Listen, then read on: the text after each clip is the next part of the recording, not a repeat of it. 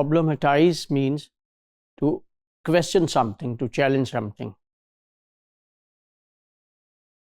Queers argue that, this is their point of view, that if someone is a heterosexual,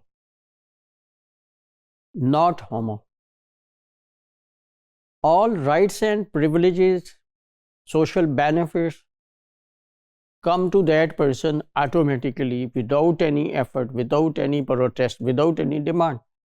But if someone is transgender, the same rights which are given to a het, they are not given to that person. This is their question. Why does this discrimination exist? Exists when both have identity on the basis of sex. One is heterosexual or homosexual. So it is classification on the basis of sex.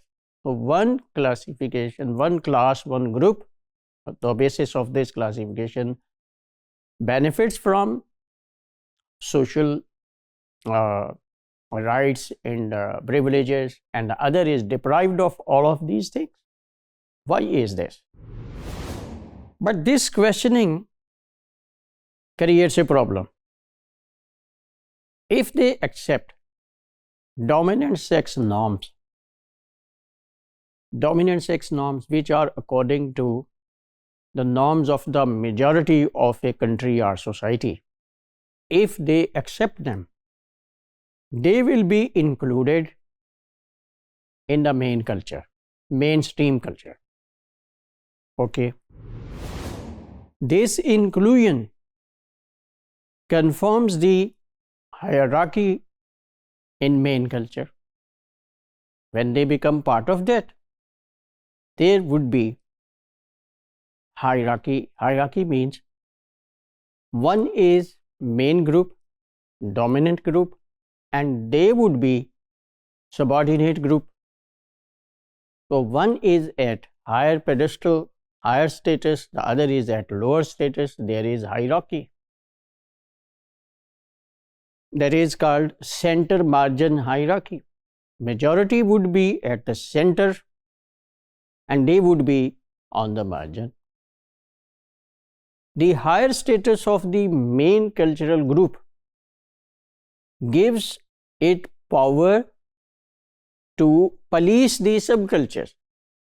Police, here this word is used in the meaning to control the subcultures, to have a check on their activities, their behavior, etc. It is quite natural that one group that is higher, has power, definitely would have a surveillance check on the subordinated group. Main culture, then what happens? Main culture excludes queers from the center and they would place them in the margin because they are different from the mainstream culture. So it means to protect their identity and rights as a social group, as a separate group, queers face inclusion as well as exclusion. When they are included in the main cultural group, the main cultural group excluded them. They are placed on the margin. So their inclusion results in exclusion. So this is their problem.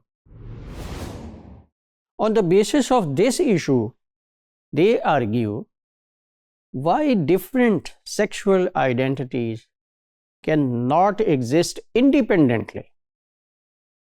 This difference between dominant group and subordinate group is just on the basis of separate identities. So their question is, why shouldn't we abandon this identity? Why shouldn't we do away with it? ये identity का रौला ही macaw. So why do we not abandon the idea of identity? It is divisive. It divides us into groups. into higher and lower groups, and this higher and lower status, these statuses, they create discrimination. Discrimination create injustice.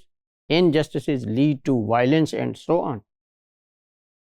As a result of identity, language learners are not taught that there is a single culture and single language, because this is the concept of, this is the perception of dominant group that careers are different from us. So when gender is taught in classrooms, the new learners, they are taught that the careers are different from us.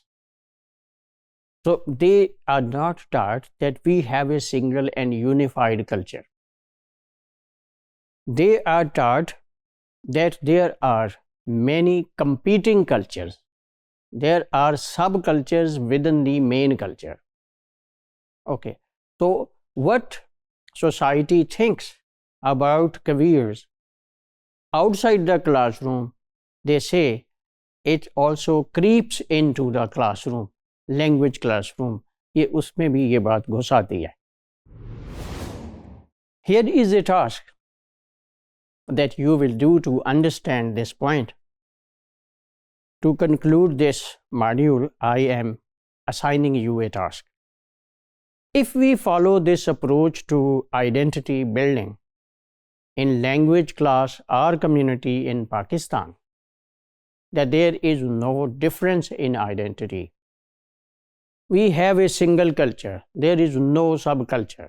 If we follow careers point of view in Pakistani language classroom, what changes will be needed in syllabus, the textbook, the topics we are teaching, material of teaching,